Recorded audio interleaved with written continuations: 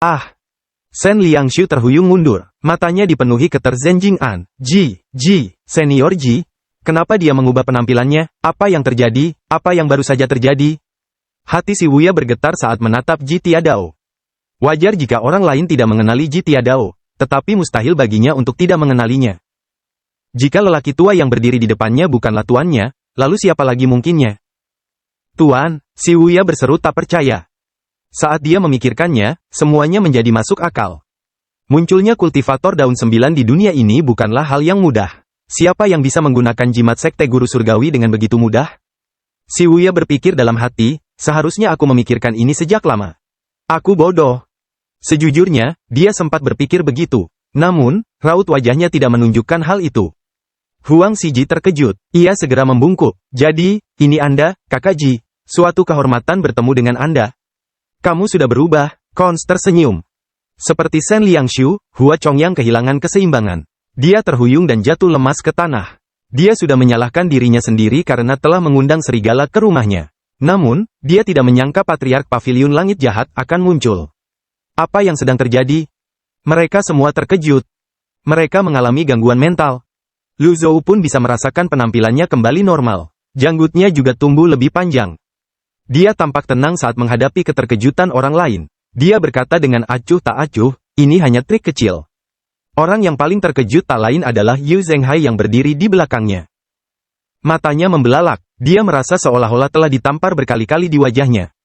Kelopak matanya berkedut tak terkendali. Itu kamu? Yu Zhenghai menggunakan gelar kehormatan, Anda. Namun, nadanya terdengar berat, dipenuhi dengan kemarahan dan ketidakpercayaan. Tanpa mengucapkan sepatah kata pun, Yu Zhenghai berbalik dan berlari. Berlari. Desis. Dia berlari dengan panik ke dalam hutan. Tidak ada ki primal, butuh banyak usaha baginya untuk berlari. Tubuhnya lelah, tetapi hatinya jauh lebih lelah. Mengapa aku tidak memikirkan ini sebelumnya? Dalam sekejap mata, dia menghilang ke dalam hutan. Yang lain terkejut, petik 2 tanda tanya petik 2. Hua Chongyang dan para bawahannya juga tercengang. Apakah itu masih pemimpin sekte mereka yang mengagumkan?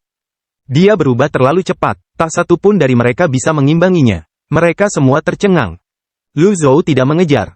Sebaliknya, dia memberi isyarat kepada Nona Cons untuk mendekat. Cons, Kuzi. Ya. Nona Cons tampak menikmati perasaan dikagumi. Dia menempelkan piccolo ke bibirnya, dan sebuah melodi yang merdu dan familiar pun terdengar. Kecepatan suara jauh lebih cepat daripada kecepatan lari manusia. Yu Zhenghai yang telah kehilangan basis kultivasinya tidak dapat berlari secepat itu meskipun fisiknya jauh lebih baik daripada orang biasa. Di kedalaman hutan yang gelap, sepasang mata yang bersinar dengan cahaya hijau muncul. Yu Zhenghai langsung membeku di tempatnya.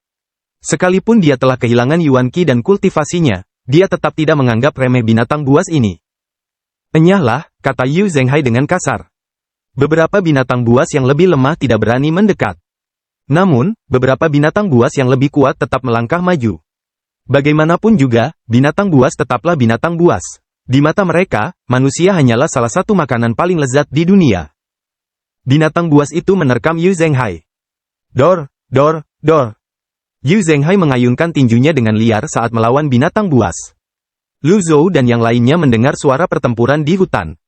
Namun, dia tidak peduli. Sebaliknya, dia menatap kerumunan di depannya dan berkata, kalian hanya bisa menyalahkan diri sendiri. Shen Liangshu hampir menangis. Dia segera bersujud di tanah dan berkata, Senior Ji yang tua, kakao. Mengapa kau harus melakukan ini? Mengapa kau harus? Ini sama sekali tidak menyenangkan. Shen Liangshu ingin menangis, tetapi tidak ada air mata yang keluar.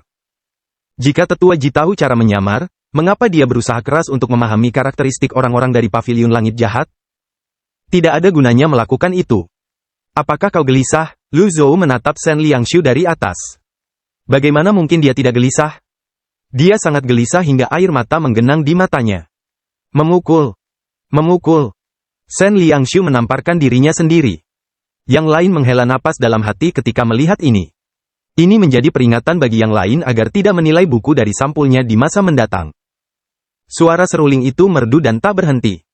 Cahaya bulan semakin pekat. Si Wuya melirik hutan yang gelap dan lebat. Ia menekan keterkejutannya di dalam hati dan berkata, Guru, jika saya tidak menyelamatkan kakak sulung, saya khawatir nyawa saya akan dalam bahaya. Tidak apa-apa. Lu Zhou menggelengkan kepalanya. Kau telah meremehkannya.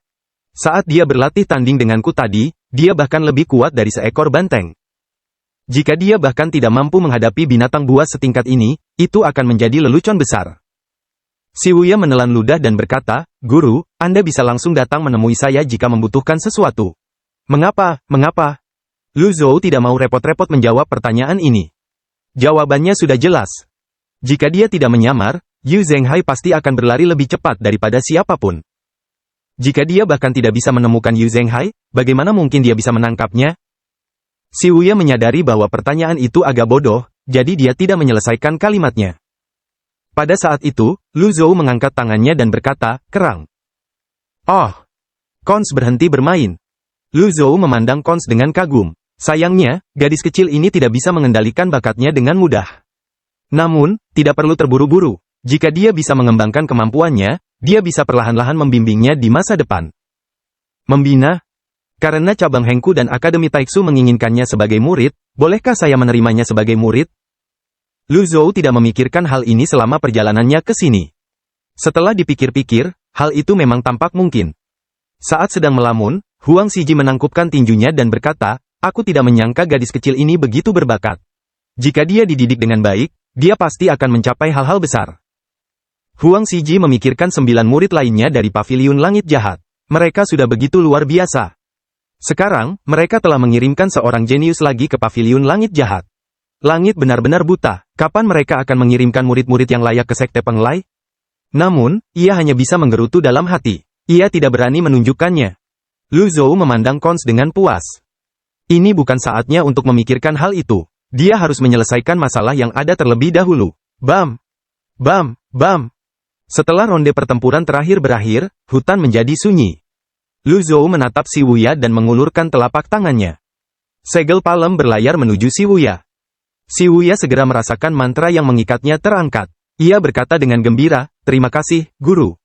Dia segera berdiri, berniat menyelamatkan Yu Zhenghai. Tunggu. Master? Apakah kamu ingat apa yang kukatakan? Tanya Lu Zhou. Ya. Kalau begitu, jangan menyesalinya.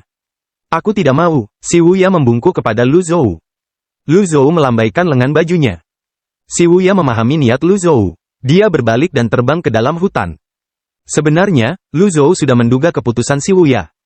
Sebagai majikan mereka, dia harus membiarkan mereka pergi di penghujung hari dan membiarkan mereka bermain. Itu persis seperti bagaimana anak-anak tumbuh dewasa dan perlu menjelajahi dunia sendiri. Adapun konsekuensi yang akan terjadi, tidak ada yang tahu. Entah mereka berhasil atau gagal, itu hanyalah serangkaian rintangan dalam perjalanan hidup.